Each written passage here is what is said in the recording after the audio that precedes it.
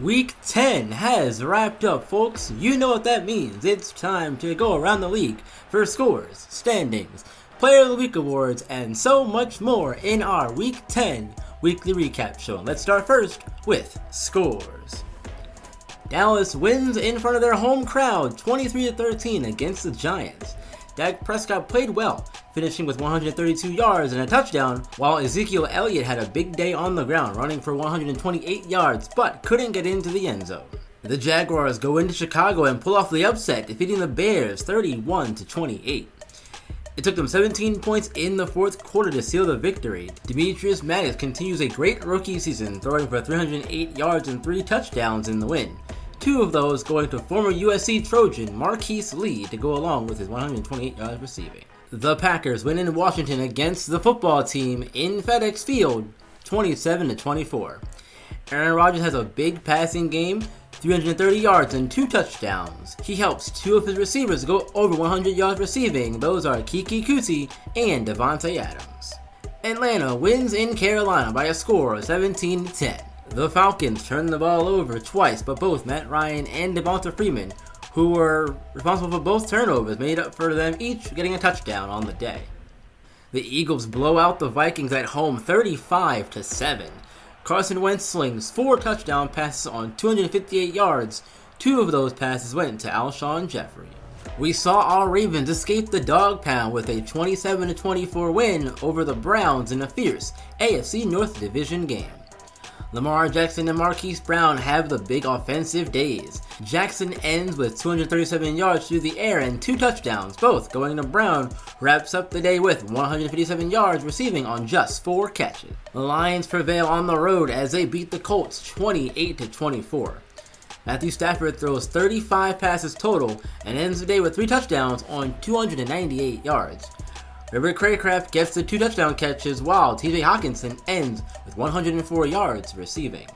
The Chargers win a competitive game in Kansas City against the Chiefs 35-28. Phillip Rivers throws for 276 yards and 3 touchdowns, 2 of them going to the rookie wide receiver from Miami, Alonzo Chapman. The Steelers extend their win streak to 7 games in a row, beating the Bengals 28-25 in Cincinnati.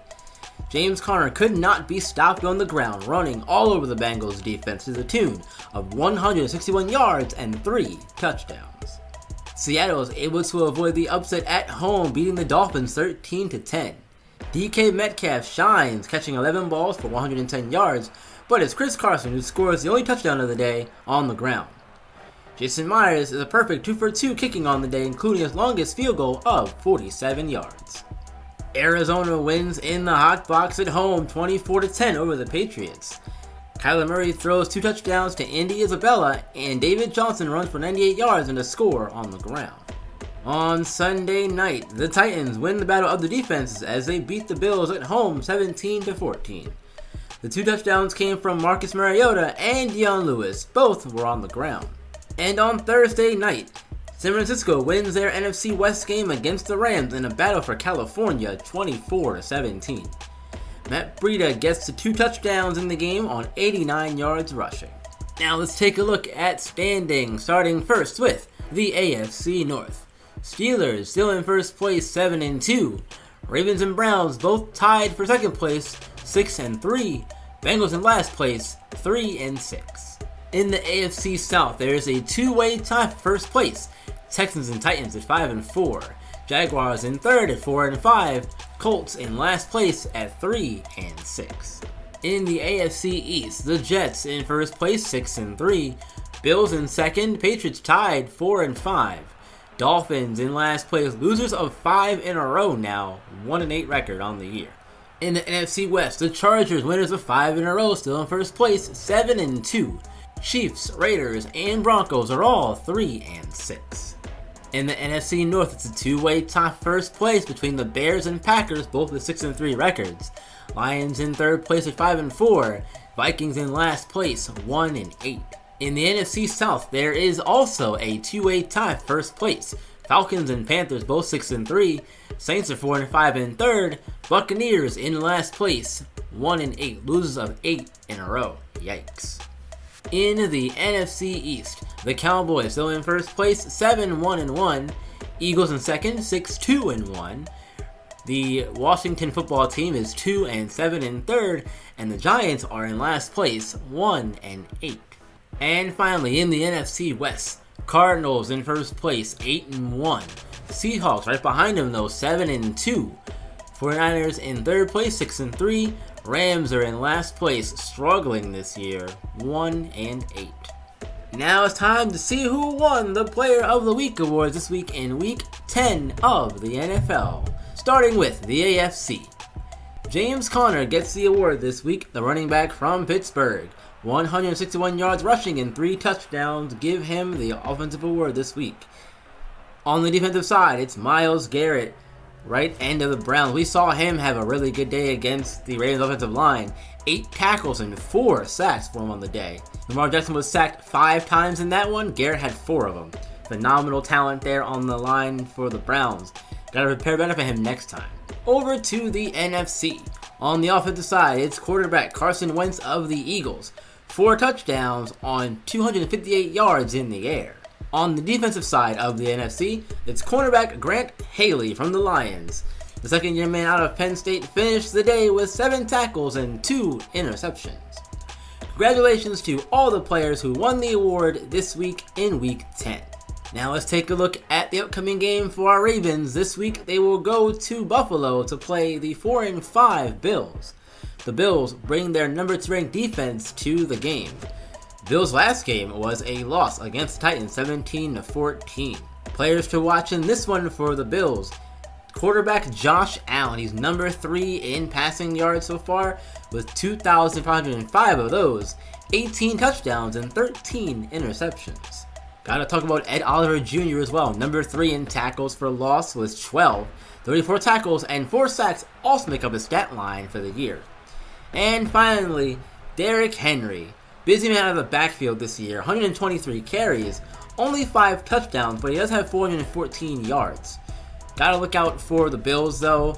Even though their record says they're 4-5, I think they're a pretty good team. Their defense is probably going to be a problem, but the Raiders have a high-ranked offense, as we know, number 3 in the league in offense. So it's going to be a battle of top-tier offense versus top-tier defense. Which one is going to come out on top?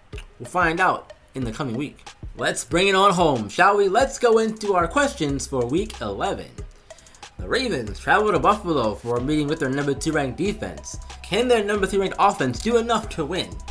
This past week, they put up 27 points on the Browns, and their defense is pretty good. So now, instead of repeating that performance, let's see if they can do it.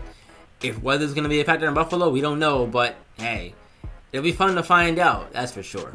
Can Demetrius Maddox continue to improve his AFC Rookie of the Year campaign run against the red-hot Steelers? The Steelers are winners of 7 in a row, and they have a really, really good defense. So Maddox is going to have a tough time, I think, but he's playing really well this year in his rookie year. Hopefully, he can continue his climb, and I am enjoying following his story along with Nathan Russell as well as quarterbacks in the AFC. We'll see Maddox later on in the year as well, so look out for that one, folks. And our final question, the Eagles and Browns were evenly matched. Which will come out with the win? We beat the Browns this past week. The Eagles are coming off a big win. It's going to be a really, really interesting game to see which of these teams is ready and up for the challenge. Alright everyone, that's going to do it for me for the weekly recap video. Thank you all so much for listening and watching. I appreciate you all so much. Until next time, guys. I am working on a new series for you guys soon. It'll be ready when it's ready, but I'm close to having it finished up and ready to go and everything. I had to get a few other things taken care of with getting logos and that kind of stuff ready, but once I'm done with that, and I can get that going for y'all. I would like to do it in the next month or so. We'll see how it works. But anyway, enough about that though.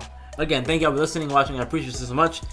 If you've not done so already, do me a favor, hit the like button, subscribe if you haven't, hit that bell as well to get notified when our videos go live for you. And until next time, you know what to do, guys. Keep on shining and keep on grinding. I will see you all in the next one.